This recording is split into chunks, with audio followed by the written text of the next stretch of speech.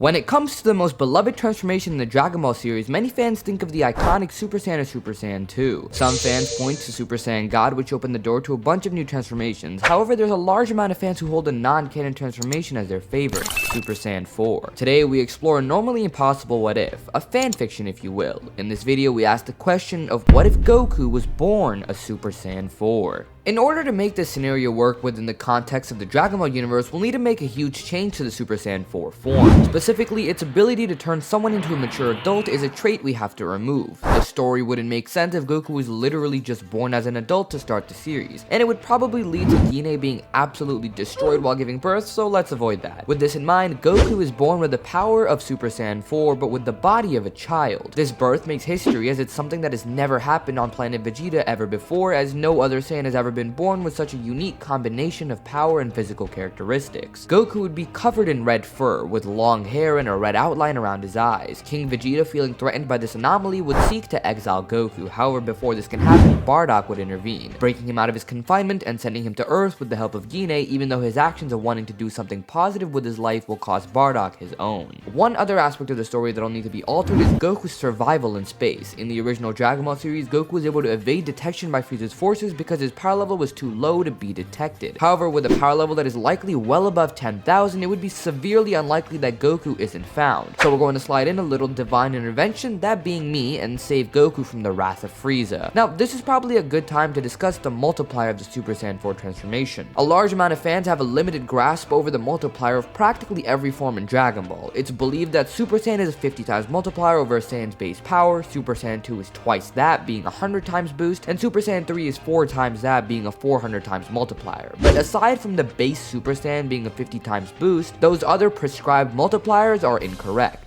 To start off, let's talk about the grades of Super Saiyan that are extremely important to finding out the multiplier for Super Saiyan 4. But before we get into that, I want to give a huge thanks to Salad for sponsoring this video. Salad is a free app you can download on your computer, and it runs in the background, allowing you to earn rewards like Discord Nitro, Amazon gift cards, and using Salad you can get access to things like a Crunchyroll subscription ship to watch all types of anime. These animes include Dragon Ball, Naruto, Demon Slayer, and more. Not only that, but Salad has a catalog of some of the most popular Dragon Ball games. Those include Xenoverse 1 and 2, as well as Dragon Ball Z Kakarot and all the others on screen. Additionally, if you're only using a specific amount of the available bandwidth and have more, you can still earn for what you aren't using. Download Salad now and use my code Saiyan to get a sign-up bonus. That's SAIYAN. If you've downloaded Salad, join my Discord server and provide a screenshot to enter a giveaway for a month-long Crunchyroll subscription ship. For any questions, join Salad's Discord server linked on their website. Once again, thanks to Salad for sponsoring this video, and let's get back to it. It's common knowledge that there are 4 grades of Super Saiyan, grade 1 being the first one that Goku transformed into in his fight against Frieza. Grade 2 is what Vegeta used in fighting Semi-Perfect Cell, which was clearly stronger than grade 1. In the L Manga Legendario, an official guide, it stated that future Trunks' Super Saiyan grade 3 was 10 times his strength. Now, his strengths could mean one of two things. They could be referring to 10 times Super Saiyan grade 1 or 10 times Super Saiyan grade 2. We know that it's not base because grade 1 Super Saiyan is 50 times, and it wouldn't make any sense for a higher grade to only be 10 times his base power level. So let's just assume that they're referring to the weaker of the two, grade 1.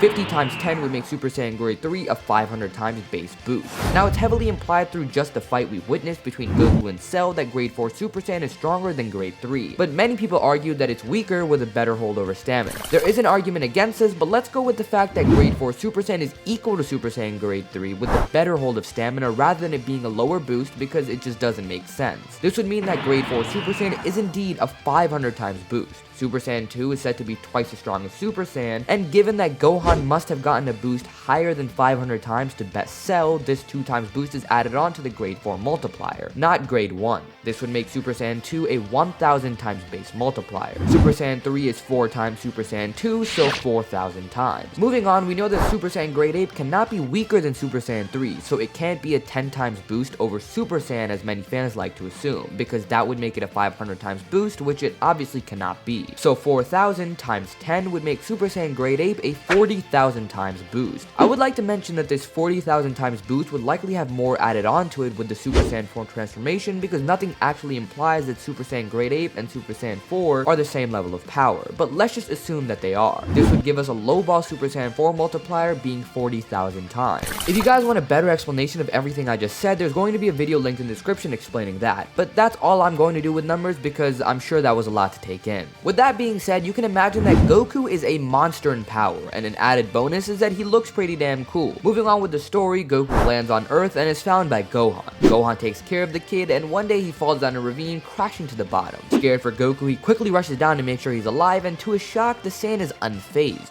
No head blow, nothing. With a power level as high as his own, Goku would not receive a blow to his head. Simply put, he's far too powerful for something like that to hurt him in such a significant way. Goku would have to learn to be tamer with time, and I think Gohan would be able to build this into him as the years go by. He definitely wouldn't be as pure-hearted as he was, but he still grows up to be a kind soul, just not as uppity as the Goku we know. Now, many of you may be expecting Gohan to be easily killed by Goku here, but when you think about it, why would he be? Goku can't turn into a Grade 8 because he's consistently in a Super Saiyan 4 form. Looking up at the full moon wouldn't transform him. In truth, the opposite would happen, as Gohan would get significantly stronger training alongside Goku. The Saiyan's power level is in the thousands. I can comfortably say that with 9 years of time on his hands, Gohan would at least be able to reach a power level of around 1000. Mainly, his goal is to teach Goku technique, to use the right amount of force necessary and not kill his opponents because he can't control his strength. It's a lot of power to control, and he experiences that head on when he spars with Goku. Transformed into Super Saiyan 4, Goku basically toys with Gohan. Of course, we eventually get to the part where Bulma runs into him, but this time she also runs into Gohan. She would have a different experience in her first encounter, as Gohan would be there, and once she asks for the Dragon Ball, even though he's reluctant, he recognizes this journey may be good for him and Goku. They haven't left Mount Paozu for the last 9 years they've been together, and he knows that this trip could put some more excitement in both their lives. So without being seduced, Gohan agrees and the three of them leave. Mainly the changes going forward are the fact that they easily handle most situations. When they run into Turtle, Gohan would recognize him as his old master's pet and gladly take him to the ocean, which is when Roshi returns to greet them. Seeing Gohan shocks him as well, and he gives up the Dragon Ball without being a pervert, so we're still good on that front. Unfortunately, Goku's unable to ride the Nimbus Cloud as he simply isn't fully pure of heart this time around. Moving on though, the next Dragon Ball is located at a village, which they get after taking down Oolong, who apologizes and joins them. Eventually they would face Yamcha, but instead of fighting them, after seeing Son Gohan, he would drop down on his knees and beg Gohan to train him, which he agrees to do as long as Yamcha doesn't bother them. He also joins the Z Fighters on their mission. At Fire Mountain, Gohan and Ox reunite as former students of Roshi, and they actually don't need Roshi to help them destroy the fire. Gohan is just as capable. He fires his own Kamehameha, helping his old friend, and at the same time, Goku accidentally vows to marry Chi-Chi. When they get to Pilaf's castle, the Pilaf gang are smart enough to know that they can't fight the group, so they use a nerve agent to put them all to sleep. Unfortunately for them, this doesn't work on Goku, and he powers up bringing down the building while protecting the others with a ki shield. This actually allows him to get the wish, as Pilaf and the others are unable to even summon Shenron when they're stopped by Gohan and Yamcha. Bulma realizes after looking at Yamcha that she doesn't need to make her wish anymore, and no one else really has one. It's then that Gohan steps forward and asks about Goku's past. Where are his parents? Shenron explains that Goku is from a planet known as Vegeta. The planet was home to a warrior race known as the Saiyans, but hearing Shenron use past tense, Gohan asks, was? Shenron continues, the planet was destroyed not long after Goku was sent away by his parents, Bardock and Gine. It was destroyed by an emperor known as Frieza.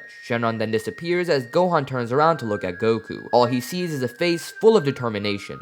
Frieza, huh? He vows that one day he'll find him, and he'll get revenge for his family. Gohan and him then go back to Mount Paozu alongside Yamcha, and the three of them continue on to train. Krillin would eventually come to Roshi's, where without Goku, his arrogant attitude would remain, but he would be slightly weaker because Goku isn't there to challenge him to go further. This all leads to both Roshi and Gohan participating in the Tenkaichi Budokai alongside their respective students. Because Gohan is an addition, we'll put him in place for Ranfan. The preliminaries start with a weaker Krillin going up against Bacterian. Although he struggles at first, someone he doesn't know, that being Goku, would inform him that he doesn't have to worry about the smell because he doesn't have a nose. This leads Krillin to win, and then go on to say hi to Goku, talking about their masters as well. Jackie Chun faces Yamcha in the second fight. A much more disciplined and far more well-trained Yamcha puts up a surprising fight against Roshi. Remember that he's training with a Goku who has a power level beyond 100,000 at this point. Roshi's forced to show his entire arsenal in order to simply attempt to beat Yamcha. The Thunder Shock attack is ineffective. His Kamehameha is countered with Yamcha's own, and Yamcha uses his Wolf Fang Fist to best his opponents, kicking him out of the ring. Yes, Yamcha would indeed win this fight. Nearly 8 months of training with Goku and Gohan would push him to new heights. Seeing his failure, Roshi turns to Gohan, who just smiles back at him. Gohan would then face Nam, and not surprisingly, he would win that fight pretty easily. Goku wins against Jiren, and Krillin goes up against Yamcha. He's already severely disheartened by seeing someone much stronger than him lose to Yamcha, and goes in to give his best effort, but is easily bested by his opposer. Yamcha stands the victor, ready to take on Gohan, who's been posing as someone else with a mask on to hide his identity, or Goku, the ultimate challenge. Goku and Gohan stand in the ring, taking their stances, and quickly it's shown that Goku has the advantage. Using his quick thinking and martial arts ability, Gohan tries his best to put up as good of a fight as he can, but ultimately he's knocked to the ground with Goku preparing a Kamehameha to beat him. It's then that he uses the after image to appear behind Goku, grabbing onto his tail and smashing him back and forth. Goku still has not managed to train his tail. Exploiting this, Gohan continues to deal damage before Goku's tail ultimately gives out, being ripped off. Screaming in pain, Goku's power rises as he turns around with a full power punch, knocking Gohan out of the ring, flying back as his mask falls off. Goku then realizes who he just hit and quickly rushes to his grandpa to make sure he's safe. Gohan tells him to train his tail next time, and we move on to the final. Now, let's just say while Yamcha has been feeling himself after winning these last two fights, he knows just as well as us that he doesn't stand a chance. While he puts up the best fight he can, Goku wins in the end.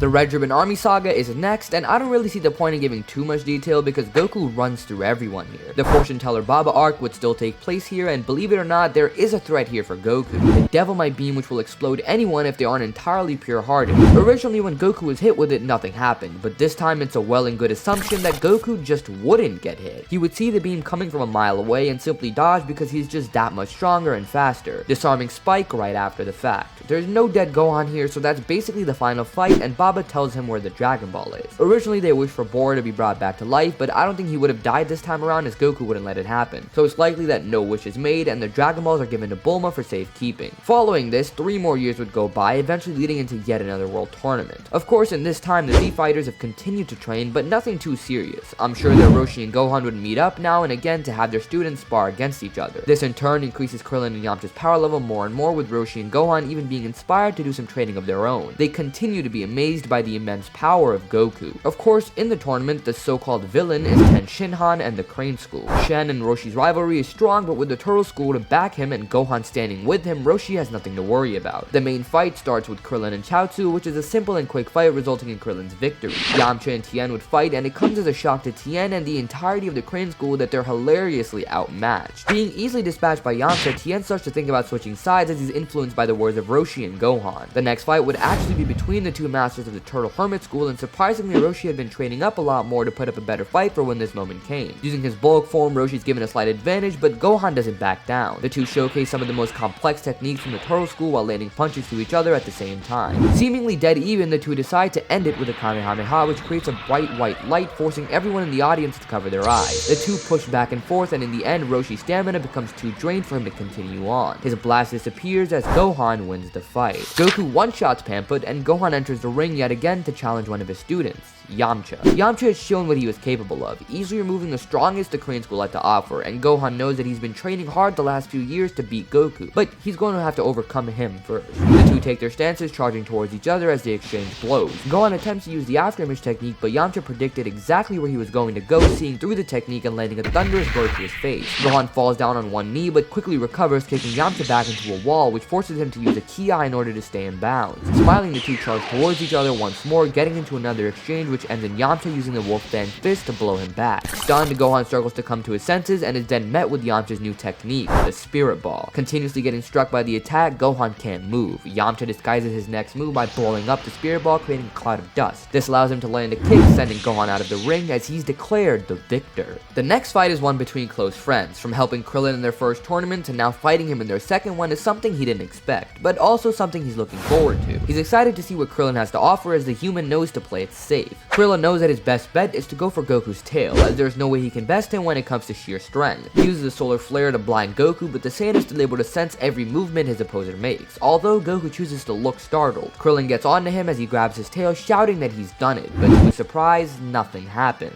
He learned years ago, in their last tournament, that he needed to train his tail, his only weakness. Krillin's excited smile turned into one of horror as he's struck in the face, flying out of the ring. Once more, the finale is down to Goku and Yamcha. Treating this as serious as ever, Yamcha has a stone-cold expression on his face. He was forced to show Goku many of his techniques earlier, but he hopes that he can still put up a fight. It's a good thing that Krillin was up first because he too would have thought to go for the tail, but unfortunately it's not going to be that easy. Goku smiles, appearing in front of Yamcha with a human jumping away to create some distance, but Goku continues to close it. All of a sudden, Yamcha's met with a punch to the face which sends shockwaves through his body, but he recovers, trying to use the Wolf Fang fist on Goku. Seeing through the attack though, Goku appears behind him, landing yet another punch. This time, Yamcha falls to the ground, coughing up blood before brushing it off and firing a Kamehameha at Goku. The Saiyan puts his hand forward, dissipating it with ease, but it's then that he's met by a spirit ball. He's struck all around, but having seen it be used earlier, he powers up, catching the blast as he throws it back at a shocked Yamcha. He gives it all he has, but Yamcha falls short once more. They all leave to celebrate the win, but Goku had of course forgotten the power pole and his Dragon Ball. Krillin volunteers to go get it, but as he does, Tambourine attempts to kill him. The child of Piccolo is quick to fly in, swinging his wings around in an attempt to cut Krillin and end it, but as proven in the tournament, a Turtle School student won't go down that easy. Given his higher battle power and experience, Krillin easily bests Tambourine, knocking him out as the others sense a disturbance and quickly rush to see what was going on. Luckily, they don't come back to see Krillin's bloodied body on the floor, but rather see Krillin standing over top of Tambourine, asking him who he is. Gohan and Roshi catch a glimpse of what he looked like and are overcome with fear.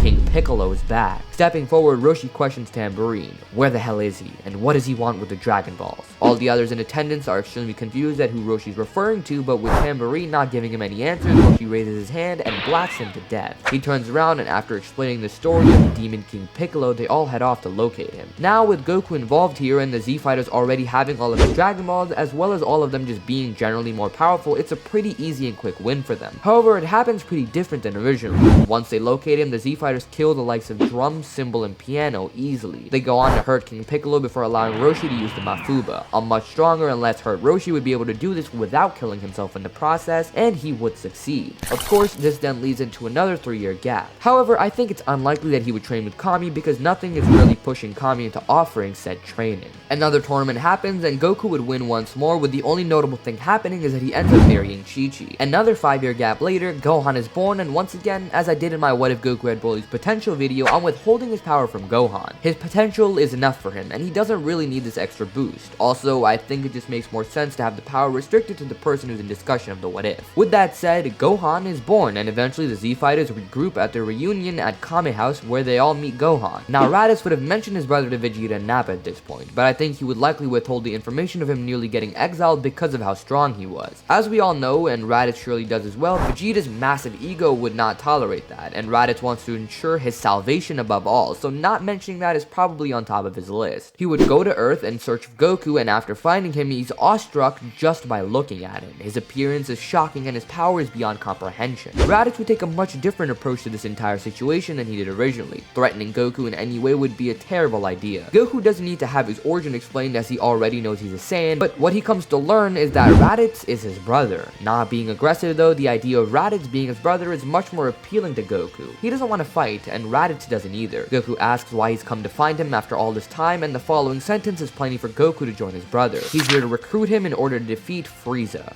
Frieza, the man that destroyed Planet Vegeta. Goku knows of him from Shenron's explanation, and now he has a direct line to him through Raditz. He's been waiting for this moment for years, and finally his vow will be fulfilled. Raditz is happy to hear that Goku's on board, but one thing that becomes a problem for them is the space in the ship. I'm sure that Raditz wouldn't be able to fit 2 fully grown men into a small space pod, so this causes Bulma and Dr. Briefs to build them a bigger one. Now that I think of it, I don't know if Raditz had a spare pod or something like that. I guess that's a plot hole. But back to the story, this would take about a month, so in this time Goku would train Raditz up, seeing as he's quite weak in comparison to even the human Z Fighters. Raditz greatly appreciates this and starts to tell a bit of his story, how his group is run by the Prince of the Saiyans and that he rules with an iron fist even though Vegeta himself is ruled under a greater one. Goku says that that won't work for him. He's not going to pay much attention to Vegeta, he just wants to kill Frieza. So he's going to train Raditz up to a point where he can defend himself, and then if need be, he'll take out both Nappa and Vegeta as well. After the ship is made, the two of them would train for another 6 months or so on the way to whatever planet they're going to group up on. Once they arrive, Vegeta and Nappa, much like Raditz, are shook by Goku's presence. Goku's first move is to ask what their plan is and how they're going to get to Frieza.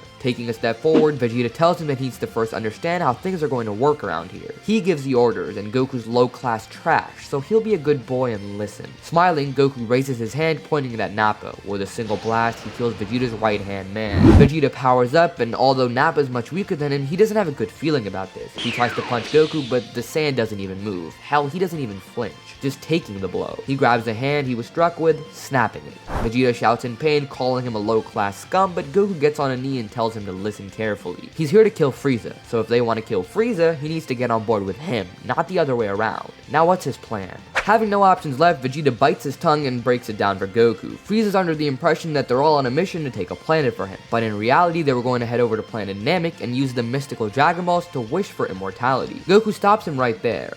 No. He says that the much better alternative is for him to train Raditz and Vegeta up to a certain level, and then they won't be a burden for him while he deals with Frieza directly. So that's what they do. It doesn't matter how much pushback there is because Raditz is on Goku's side, and in comparison to Vegeta, Goku has all the power. They would do this for a few months where Raditz would actually end up getting stronger than Vegeta, having a base power level of 1 million while Vegeta reaches 800,000. Goku himself has nothing to worry about because his power far surpasses anything that Frieza could do to him. They prepare an attack on Frieza Planet 79, and as they all arrive, pure chaos ensues. Goku flies towards the head of the base, gunning away for Frieza while Vegeta and Raditz send blasts all around to take care of fodder soldiers, elite soldiers, and the Ginyu Force as well. Goku lands down, walking towards Frieza, and as he looks at him, he simply says trash before flying in with a brutal punch that sends Frieza halfway across the planet. He stops himself and powers up into his full power form, but Goku appears behind him, landing yet another punch. He flies for him as the Emperor hurtles down, landing a kick to send him crashing through his ship. Goku approaches a bloodied and beaten Frieza, saying die. With a point-blank blast, Goku kills him. No time wasted, and a mission well accomplished.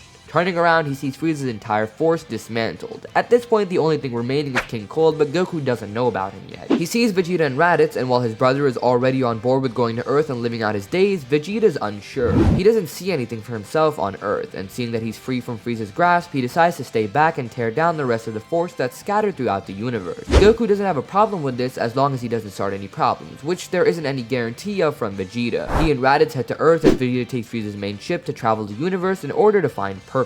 Back on Earth, some time would pass as things stay peaceful. Before we go any further, I would like to mention some stuff about the future timeline. As shown in Dragon Ball Z and Super, the future timeline is kind of its own continuity within the Dragon Ball universe. Future Trunks returns to the present timeline where it comes as a shock to him that so many things are different. For starters, the obvious change would be Goku's appearance, and why the hell is he so strong? Who is this Raditz guy and where is his father? As Trunks explains the reason for why he came to the past, Goku starts to explain the things in his timeline, and Trunks comes to realize that these stories don't add up. From Gohan and Bulma's stories of Goku, this was never mentioned, and if he was this strong, then there's no way the rest of the Z Fighters would be weak enough to lose. He's seen pictures and Goku never looked like this. Something's wrong, but he doesn't have the initiative to figure out the ins and outs of time travel. He simply tells Goku of the heart virus and the android threat, and he hopes that Goku can prepare for it. He agrees and Trunks then heads off back to the past. Now let's focus our attention on Vegeta for a little bit. He had gone around and tore down Frieza's forces bit by bit, eventually coming into an encounter with King Cold. In their first fight, Vegeta faced off against him, informing him of his son's death by the hand of a Saiyan. In a rage, Cold started to fight him, but Vegeta was able to hold his own. However, it wasn't long before he realized that he didn't have the power to outmatch his opponent. Cold easily bested him and left him for dead, even thinking he was. Unfortunately for him, death wasn't written in the books for Vegeta. The Saiyan cursed himself for losing. Not only did he fail to beat Frieza himself, Goku and Raditz are both stronger than him, and now he's losing to Cold. As the emotion starts to build, his power erupts, shaking the planet he was on as his hair goes gold and his eyes turn green. Vegeta becomes a Super Saiyan and then proceeds to pass out.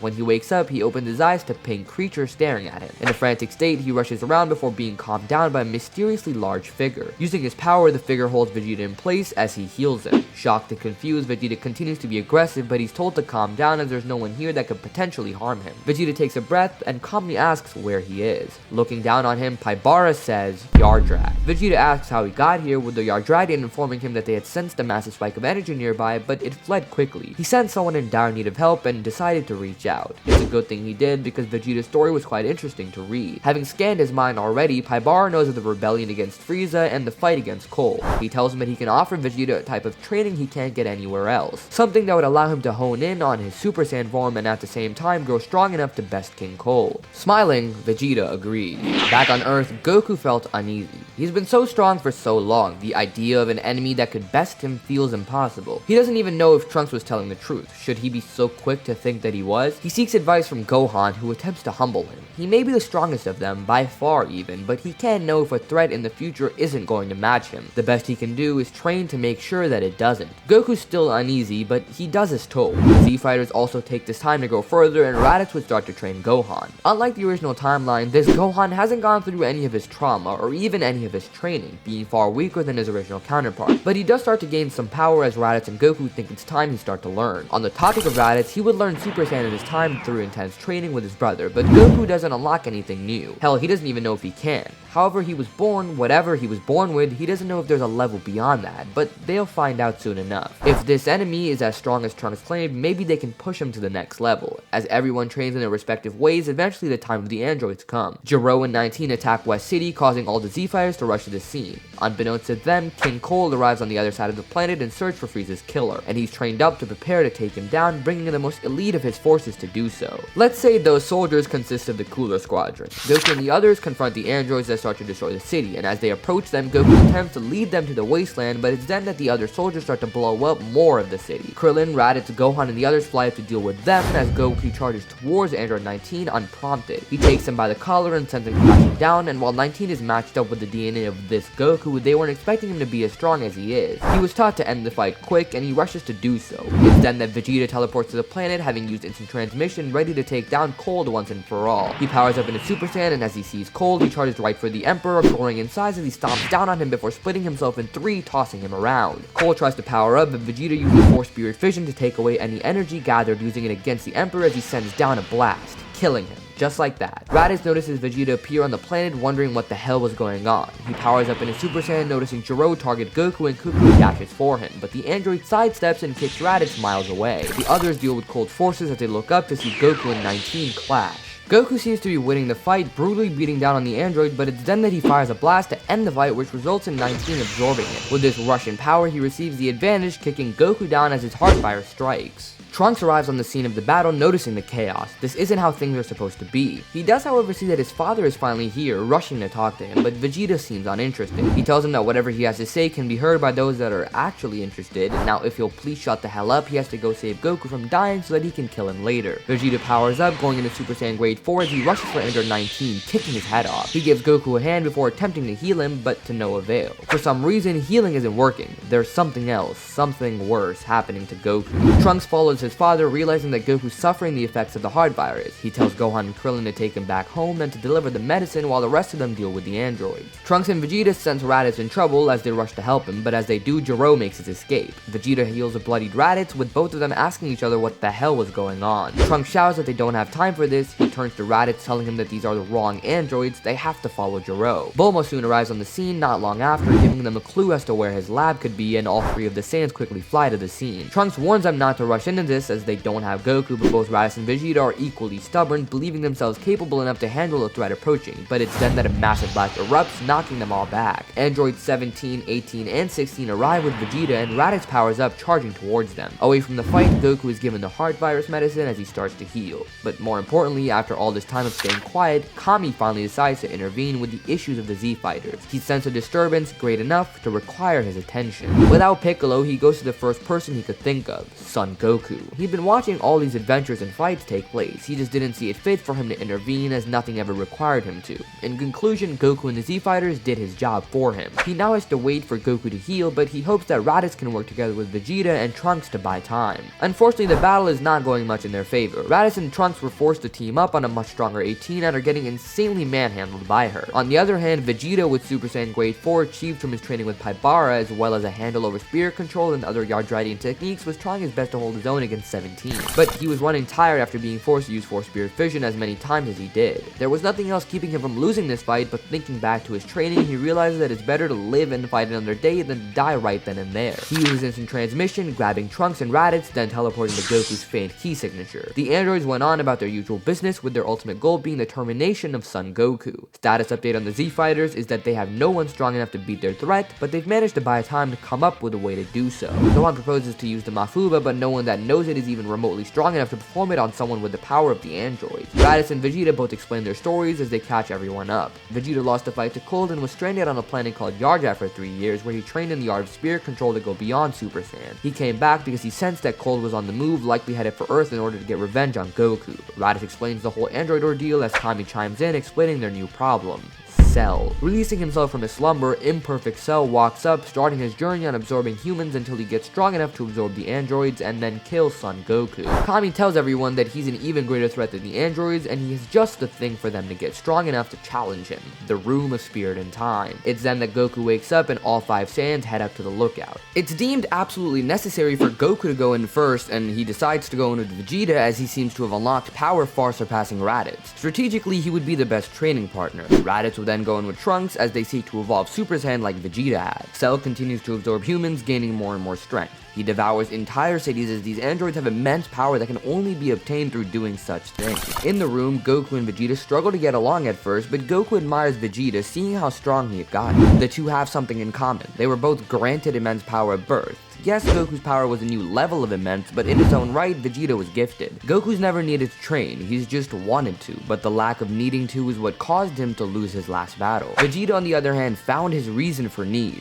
The first one was Goku, and the second one was the desire to best King Cold. Goku takes inspiration from Vegeta, the Super Saiyan. Vegeta's mastered it. Maybe what Goku has to do is master his power as well. The year is spent with the two training intensely day and night. With Vegeta's ability to heal, they're able to go at it without holding anything back and are gaining more strength because of it. By the end of the year, Goku exits having unlocked full power Super Saiyan 4, while Vegeta was in a continuous stage of Super Saiyan and did indeed unlock a stage even further beyond. Inspired by this, Raditz and Trunks go in next and go on to unlock Grade 4 Super Saiyan as well, with Gohan being left out for now, but not for long. Cell had made his move on the androids, and without the humans working on a bomb for them, no one was on the scene to stop what he had done. Absorbing both androids, Cell was now perfected. He creates a tournament setting and prepares to challenge the best. The Z Fighters approach with Goku stepping forward, taking a fighting stance as a red glow emanates from his body. With his newly acquired power, Goku starts out on the winning foot, slowly dismantling Cell. He punches him in the mouth before an exchange in which he comes out on top with a kick to his face, sends Cell flying upwards. Goku uses a blast to toss himself up, using his elbow to land a direct hit on his face. He prepares a Kamehameha at point blank range, firing it at Cell as he's blasted away. Thinking he had won the fight, Goku flies back down to the ring, but slowly Cell regenerates right behind him. Goku prepares to get into round 2, but firing a blast that powerful took a lot out of him. He's a bit gassed, but prepared to take Cell on. Following another exchange, Cell is shown taking the advantage, creating clones of himself to attack Goku from multiple directions. After getting a few good hits in, Goku takes each clone down, taking them back into the original Cell, who dashes towards him with a sharp punch to the face. Goku drops to a knee, seeing blood pour down onto his hand, snarling. He unleashes more power, sending Cell back with his aura. He fires multiple blasts, followed by a combo on Cell, forcing him back to the edge of the ring. He prepares one final Kamehameha, charging up all his energy as Cell decides to do the same. As the two blasts collide, Goku originally has the advantage, nearly overtaking Cell, but it's then that he's struck in the back by a Cell Jr., allowing Cell's blast to inch closer. Vegeta takes the opportunity to dash in, kicking the Cell Jr. back as he gives some of his energy to Goku to end the battle. Many more Cell Jr.'s creep up, with the Z Fighter swinging into action, taking them all on. Vegeta blasts one away as he continues to use Spirit Fission, now taking energy from Cell's blast and pouring it into Goku's, but it's then that his fellow Saiyan tells him to stop. This is his fight to win, and his alone. Goku lets out a roar, screaming for Cell to die as a bright red aura overtakes him, pushing his blast back, overtaking Cell in entirety and shredding him down to the last atom.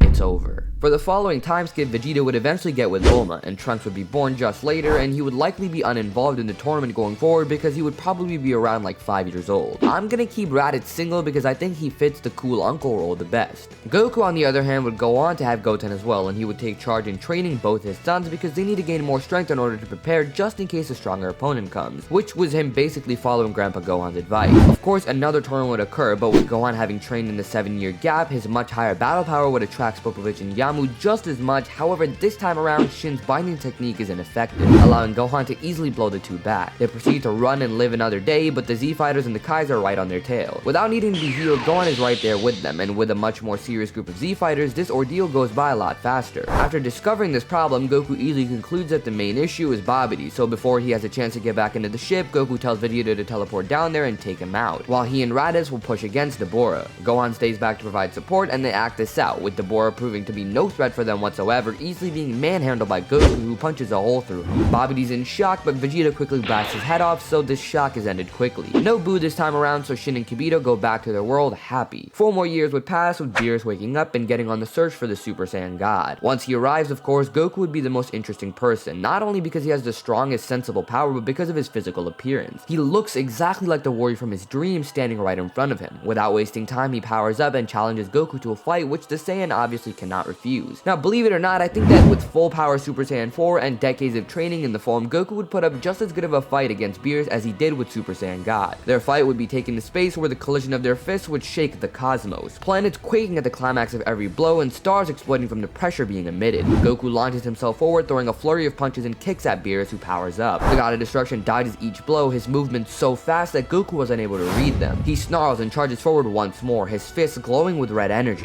Beerus meets him head on as the two fighters start to trade blows at lightning fast speeds. Goku's blows were powerful, but Beerus' movements were unmatched. Eventually, Goku would see an opening, kicking Beerus with the God hurtling back in pain. He screams in anger, throwing a supernova at Goku, who charges up his strongest Kamehameha yet. As he fires it, the blast seems to be ineffective in pushing the supernova back, but suddenly the Kamehameha turned red. Powered up in Super Saiyan 4, Goku uses the 10 times Kamehameha, blasting a hole straight through the supernova and striking a shocked Beerus. Beerus grunts, having been hit with immense force, but he proceeds to charge up and appears in front of Goku, landing a thunderous blow to his face. Having exerted most of his energy, the Saiyan is sent crashing down on Earth as he drops out of full power Super Saiyan 4 and back to the original state. Beerus sends a beam that pierces Goku's arm, another one that hits his leg, and the Saiyan continues to fall further and further before finally collapsing into the ocean. Raditz goes to collect him as Vegeta heals him. Beerus comes down to Earth with Gohan, Raditz, and Vegeta powering up to face him, but the god is satisfied. He even offers to train some of them. With that said, he gets Whis and flies away. Goku smiles, having truly lost for the first time. Following this fight, Vegeta would attempt to get training under Whis, and of course, it would happen eventually. After Goku and Raditz found out, they rushed to get there as well, but they were now a step behind. Vegeta had become the first of them to figure out God Ki and has unlocked Super Saiyan God at this point. Continuing his training, him and Raditz would go on to unlock Super Saiyan Blue, but Goku's case is severely different. Given that he's consistently in Super Saiyan 4, he can't exactly go into Super Saiyan Blue because for that, he needs to combine Super Saiyan with God Ki. He struggles to learn God Ki because of that same reason. Having God Ki on top of Super Saiyan 4 would put him into what we know as the Limit Breaker transformation, but his body's rejecting it at the moment. He needs to further train and figure it out with time. We actually don't have ROF because Frieza was killed on a different planet entirely, and they would need more than one wish to deal with him. So instead, they revive his father, King Cold. After which, Cold would take the same mindset as Frieza did and start to train to get stronger. But not just that. Now that he knows that these Dragon Balls are capable of reviving people, he plans to revive Frieza. So it takes a bit longer than 4 months, but he does start to reach out for another set of Dragon Balls, which leads them to Namek, where they hunt Namekians and find each one of them. They then force a Namekian to grant their wishes, bringing Frieza back and then bringing him to Namek. They don't really have a third wish, so with that said, they leave Namek and proceed to train for 4 months, which leads to both of them unlocking their golden forms. The attack on Earth commences with the Z-Fighters dealing with the army quite swiftly, but Frieza and his father become an extreme problem. Gohan tries his best to put up a fight, but with just Super Saiyan 2, he isn't able to do much against them. However, Bulma is able to get that message out to Beerus and Whis, allowing Vegeta to use instant transmission to come to Earth. Seeing as he originally put Cole down and failed to do so permanently, he'll remedy that by taking him on yet again. Goku takes on Frieza as he had done once before, and the two fights commence. To Goku's surprise, Frieza somehow managed to get extremely powerful. He's besting his base Super Saiyan form with ease after transforming into Golden. However, it's not known to Frieza that Goku has a transformation now too. He powers up into full power Super Saiyan 4 as a bright red aura coats him, starting to go toe-to-toe with the Emperor. Cold proves to be an even greater challenge as he's stronger than Frieza in his own golden form. Super Saiyan Blue Vegeta is putting up a good fight, but when it comes to brute strength, he just isn't a match. This causes Vegeta to once again use his Yarjadian techniques to his advantage, using his Spirit Vision to subtly steal his opponent's energy and fueling himself with it. He would use the cloning and gigantification techniques to throw Cold off, but having had them used against him before, he was prepared and managed to use his Death Beam to put an end to each of them. Powering up a blast, Vegeta fires at him as he continues to take Cold's energy. Frieza sees his father struggling and rushes to help him, but Goku powers up further, kicking the Emperor back. Frieza's angered, but he's not hurt. Goku's starting to fall behind in the fight, allowing Frieza to land multiple heavy blows on him as he fires a Death Beam through his arm. He rushes to help Vegeta, but Raditz joins the mix, powering up into blue and blasting him back. He asks Goku if he wants him to take over, but his brother refuses to help. He says that it's good to be pushed every once in a while, charging back in to attack Frieza once more. It's then that he's coated with a magenta-like aura, finally activating God Ki. He headbutts Frieza, sending him crashing into Cold, who loses his focus, allowing Vegeta's blast to overtake both of them, ending the Frost Demons collectively. After the fight, Goku continues to refine his Limit Breaker form as Raditz and Vegeta start to look for an even greater power to match Goku's. With the announcement of the Tournament of Destroyers against Universe 6, the three don't really have any fighter to add on that would be on their level aside from maybe Gohan. He started back on training once more, but he isn't there yet, and it's still not his main focus. Gohan decides to prioritize his meeting over the tournament, which leads to them recruiting Goten as one of the fighters, and Monaka would fill in the last spot. The three would then go into the Room of Spirit and Time to train for 3 years, where both Raditz and Vegeta would try to further their power. Not yet reaching an evolution, but inching closer and closer to it. We're going to brief over the Universe 6 tournament as it would just be a cakewalk. Batamo loses pretty easily to Goku, and Frost isn't even able to land a hit on the Saiyan, so his poison doesn't even matter, and it also isn't discovered. Magetta isn't able to brute force through Goku, and he too would lose. Kaba doesn't put up much of a fight, but Goku doesn't teach him Super Saiyan either, simply knocking him out of the ring. The last fighter is Hit. Hit would be immediately alert because he knows how strong Goku is, but Goku does the same. He knows that he can't take it easy with him, as Hit appears to be far stronger than the others, not just by what he senses but what he sees. His demeanor is unlike many fighters he's faced before. He looks like he's a loaded weapon ready to take you out at a moment's notice. At first, when Hit uses his time skip on Goku, the Saiyan falls to its effect, having not seen it in action or ever gone up against something like it, but quickly he adapts to fight in a way to defend against Hit's attacks. Hit shows that he too is capable of adapting as he improves his time skip accordingly to continue to put up a fight, forcing Goku to power up into full power Super Saiyan 4. When Hit uses his time skip, Goku moves with him. He isn't at all faster. Hit is thrown off, allowing Goku to land a barrage of attacks followed by a full blast Kamehameha. Hit fires his own attack back as the two blasts explode midair. Using time skip, he gets behind Goku, who notes that it's improved once more as he blocks the attack, now powered up in a limit breaker. Shocked by yet another power-up, Hit suffers a brutal punch that he's unable to recover from. Laying on the ground, Hit accepts his fate as Goku fires one last blast to end the fight. Universe 7 wins, and Beerus gets his wish, with Zeno meeting Goku, as that friendship would go on about the same. We're then led into the future Trunks arc, where we have none other than Goku Black. But of course, there's something severely different here. Goku Black is a Super Saiyan 4 at all times. Now, I think it would be quite a miracle if Trunks managed to survive any encounter with him, but for this arc to occur, we kind of need that to happen. So let's say Trunks makes it to the past against all odds. He would see Goku, Raditz, and Vegeta upon waking up and explains the enemy in their future. Someone who looks exactly like Goku with the same power, and as Trunks speaks of the devil, he appears in the sky. Seeing him, Goku flies up. He asks himself how it's even possible, but he doesn't get any answers. Powering up, he gets ready to fight, and the two go at it evenly before Goku powers up into his second stage, sending Black flying back through the portal. Before he does go back though, he blasts the time machine. Beerus and Whis notice his time ring and take Goku to explore Universe 10, and they take an interest in Zamasu. But of course they learn nothing, so they head back. Goku, Raditz, Vegeta, and Trunks head to the future to confront Black as Raditz attempts to fight him this time around. Surprisingly, Raditz proves to be no match, easily being disposed of and causing Black to show off a further power-up. Much like Goku, he was capable of evolving. His red fur starts to turn pink as he powers up into his own Limit Breaker form. Surprised, Goku powers up into Limit Breaker and charges in to fight, but Black is surprisingly stronger. What does give him the advantage is his more experienced fighting ability, but against a force this strong, Goku doesn't know if it's enough. Just then, Zamasu appears and Vegeta starts to fight him. He quickly realizes that this fight is a waste of time, killing Zamasu before attempting to help Goku. Unfortunately though, Zamasu is immortal, so that doesn't go over well. He tries to use his Spirit Fission to kill him, but that doesn't work either. He needs something else to overcome immortality. That's when Goku is sent flying back, falling out of Limit Breaker as the Z fighters are cornered. Black and Zamasu fly up, charging a blast, but Raditz fires one into theirs, creating a distraction as Mai and Yajirobe save all of them.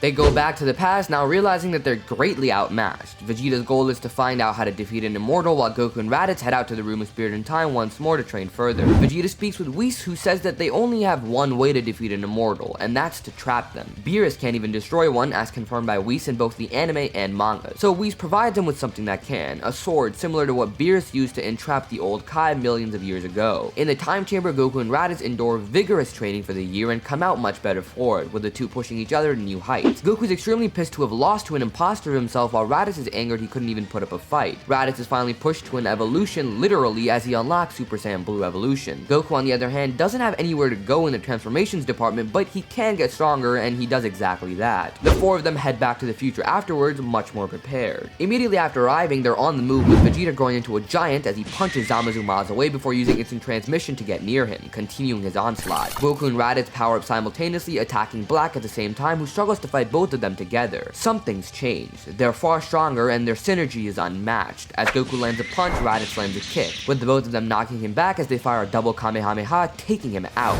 Vegeta clones himself, firing multiple blasts at Zamasu before the real one pulls out the sword, charging towards him as he grows in size once more, making sure to hit the immortal. He's sucked into the sword, trapped forever. They've won. Following this is, of course, the Tournament of Power. But before we get into that, let's dive into Gohan's journey real quick. Following the resurrection of Frieza and King Cold, much like originally, Gohan would be inclined to further his training. He would decide to train with the Kais, where the Z-Sword would be utilized, eventually leading to him breaking the sword and getting his potential unlocked and training further with that. So just to put it out there, Gohan is stronger than he was, but now he does have Ultimate as well. Our 10 fighters for the Universe 7 team are, of course, Goku, Gohan, Raditz, Vegeta, and Goten to start. Following that, we have all humans: Krillin, Tien, Roshi, Yamcha, and Grandpa Gohan. There's a lot more humans on the team for sure, but mainly because none of them want Frieza and Cold on the team, and the humans came up with Goku, so they're much more powerful than originally. The lack of Piccolo's coordination is an issue, but Gohan would play more of a role, and he's team leader still. With the tournament starting, Roshi and Gohan pair up, Tien, Yamcha, and Krillin pair up, Gohan and Goten stick together, and the three Saiyans do their own thing for the most part. Goku and Raditz would take out Universe 9 to start, with Vegeta dealing with Universe 6 early on as he takes an interest in their Saiyans. He didn't get a chance to deal with Kaba in the Universe 6 tournament, but now he does. He teaches him Super Saiyan before knocking him out of the ring. Seeing this, Caulifla and Kale would attack him, and he would be intrigued by Caulifla's ability to transform into Super Saiyan 2 off rip, but he would still easily best her before being attacked by Kale. Seeing her as a threat, Vegeta would power up into blue before using Spirit Fission to drain her of her power before kicking her out of the ring, and doing the same with Caulifla. Universe 2 would show off their power with Ribrianne fighting Raditz, who easily bests her with Super Saiyan Blue Evolution. The other members fight Gohan and Goten, who fight best together, but Goten isn't able to keep up, being eliminated pretty quickly. However, Universe 2 is erased as well. Roshi and Gohan use their collective abilities to pick up where the other one lacks, as they best their opponents quickly and swiftly, not shying to use things like the Mafuba in their fight. If their opponent is too strong for any one of them, someone like Frost for example, they would both collectively use the Mafuba, which works out pretty well, but in a fight against Vegeta, they're both knocked out as they aren't able to get the chance to do so. Seeing this, Goku swings into action, taking both Vegeta and Batama out of the ring. Krillin, Tien, and Yamcha deal with Universe 4's unique invisible-ish fighters. With his three eyes, Tien is helpful in locating the small one, taking him out with a blast. Krillin deals with a sniper as Yamcha takes out the invisible one. As they do though, Dispo swings into action, taking all three of them out with a swift dash. He's quickly stopped in his tracks by Vegeta, who stomps him out of the ring. Toppo then charges at Vegeta, who powers up into blue, ready to take him on. Goku gets into his first fight with Jiren and poses to be a great threat to him. Being pushed in the limit breaker, Goku struggles to best an unsuppressed Jiren, but he won't give up. Jiren fires a massive blast at him, which he struggles to push back, being forced to the edge of the ring. Goku screams in pain as the force of the blast starts to burn his hands. The blast overtakes him as all seems lost, but is then that an explosion of light bigger than the blast overtakes the whole arena. As Goku becomes visible, his body is no longer covered in red fur, but rather a white one. Goku powers up into Super Saiyan 5. He looks at his hands, amazed by his power, before dashing at Jiren so quickly that not a single person was able to read his movements. Goku lands a devastating blow to Jiren's stomach, which sends him across the ring. He continues to charge for him, getting behind his opponent and kicking him down to the ring before firing a floating blast that push him further and further down. Jiren's aura explodes, but Goku appears behind him. Quicker than he could respond, Goku lands multiple blows on him and knocks him down to the ground, clinching his stomach. He gets on a knee looking at Jiren, saying thanks before blasting him off the ring. He then gets up as Raditz approaches his brother, amazed by this newfound power. Goku doesn't know what it is, and as Whis notes, it's definitely not Ultra Instinct. Away from that though, Vegeta continues his fight with the last remaining fighter of Universe 11. Toppo was pushed to his God of Destruction form, and even though Vegeta is only equal to him, his techniques allow him to get the advantage, as he then uses a final explosion to end the fight. In the end, he heals himself as they face down the last fighter, Ani Laza. The massive android has been taking on Gohan, who he managed to defeat, but now he stares down at the last three remaining Saiyans. Powered up into Super Saiyan Blue Evolution, both Vegeta and Raditz fire a Gallic Gun and a Double Sunday respectively, with Goku unleashing his white aura and powering up one last Kamehameha. Together they easily take down the android and are given the wish from the Super Dragon Balls, which Goku uses to bring everyone back to life. Following this, we have some time before the Moro arc, which is spent pretty well by all three. Goku continues to try and understand what that power was and tries to unlock it once more, with Vegeta training under Beerus to unlock Ultra Ego and Raditz training under Whis to unlock Ultra Instinct. The three of them now go their own separate ways in power, which I think is the right way to go about it. The Broly movie likely would not happen without Frieza to get him off-world, so that's that, and we move on to the Moro arc. Beerus and Jaco come to Earth in search of Boo's egg, but don't find it. They're instead met by Goku, Vegeta, and Raditz, who Beerus is aware of. He proceeds to ask for their help in order to defeat a threat known as Moro, the Planet Eater. The three are on board and head off to planet Namek, where Moro arrives in order to find the Dragon Balls. Vegeta senses the demonic presence of Moro as he can hear the souls of the people he had practically eaten to death screaming from within him. As they arrive on the planet, Vegeta steps forward to challenge Moro. At first, in Super Saiyan God, Vegeta has the advantage, but over time he can feel Moro starting to get stronger. Not only is he taking energy from Vegeta, but he also starts to take energy from Goku and Raditz, fueling him more and more. Using his magic, he gets the advantage for a little bit before Vegeta powers up into Super Saiyan Blue Evolution and activates Force Spirit Fission, taking away all of Moro's acquired power and firing it back towards him as he fuels it with his own. Surprised, Moro has no escape as the galactic prisoners hadn't been wished to the planet yet. Without 7-3, there's no one to absorb, and Moro is killed for good. We then get into a little gap in which Raditz and Vegeta both tap into their ultra powers for the first time and start to master them, with Goku doing the same with Super Saiyan 5. Granola wishes to become the strongest warrior in the universe, leading to the three Saiyans being lured to planet Cereal by the Heaters. Goku takes on Granola, and with Super Saiyan 5 he puts up a good fight, but it doesn't matter as Granola is still the strongest because he wished to be so. He beats Goku, Vegeta, and Raditz separately, so the three of them try a collective assault after Vegeta heals them, which leads to Granola being backed into a corner. However, the three of them don't want to kill him, as he's clearly not a bad person, but someone who jumps into the mix is. The Heaters wish for Gas to become the strongest as he arrives in his adult form ready to face the group. Vegeta quickly heals Granola as the four of them now start to collectively fight. Their coordination is very sloppy, but the fight is unmatched, shaking the planet and the universe as a whole. Gas is forced into his brute form as he scratches Raditz across the face and blows him back, knocking him out. Vegeta continues to get stronger with Ultra Ego, but Gas sees him as a big threat, given that he can heal, using a Ki Eye to push all of them back as he targets Vegeta with a thunderous kick to the face, which sends him out cold. Granola is blasted back, leaving Goku standing alone to face him. Manito starts to play Bardock's message, which fills Goku with a newfound pride as he powers up. The light coming off him forces Gas to shield his eyes, and as he opens them, he's met with a punch from Goku. The Saiyan uses the after image to trick him with his real self, kicking him up, firing multiple blasts from underneath, injuring Gas's back. Jumping back, Gas tries to recover as he conjures weapons to fight Goku, but they all appear to be ineffective. Goku launches a Kamehameha towards him as he's seemingly obliterated, but after the dust clears, a skeleton form of Gas is shown standing tall, shocking the group. Goku is stunned as Gas's power seems to have no limits, it just continues to grow. He gets into another exchange, but Gas comes out on top this time, using death beams to pierce through his arms and legs. Manito tries to heal the group, but he can only restore so much of their strength.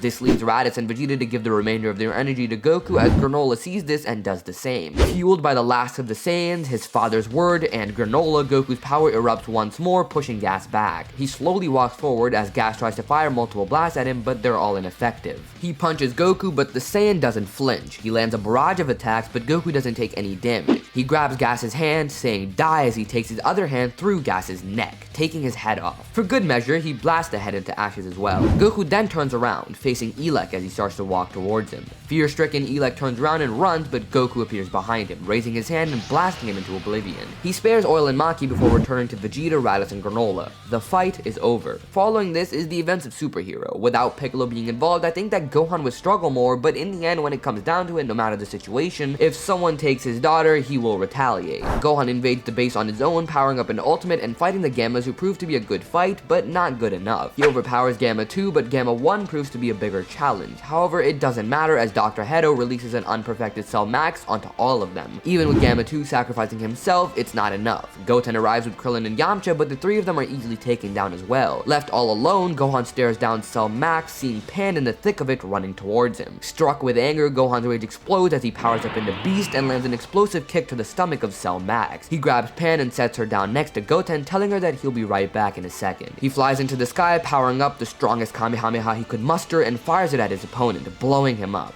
And that's where the story comes to an end. Thank you guys for watching this full remake. Like and subscribe, and if you enjoyed, check out this full story to continue your good day on YouTube.